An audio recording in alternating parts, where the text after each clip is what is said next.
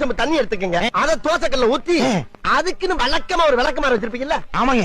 வரட்டு வரட்டு வரட்டுன்னு ஒரு 4 இழுப்பு இழுத்து ஒரு கிண்ண நிறைய மாவு எடுத்து பெரிய ரவுண்டாவும் இல்லாம சின்ன ரவுண்டாவும் இல்லாம பொதுவா ஒரு ரவுண்ட ஊத்தி 4-5 வெங்காயத்தை போட்டு பொடி பொடியா நறுக்கி அப்படியே மேலாப்ல பரபர தூவி விட்டு சரிங்க.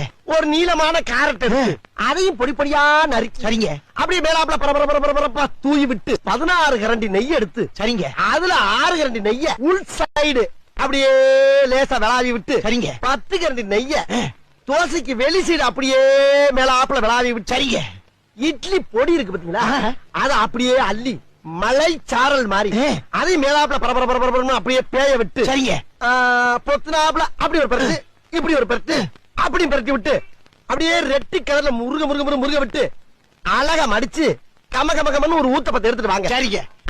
அண்ணனுக்கு ஒரு ஊத்தப்ப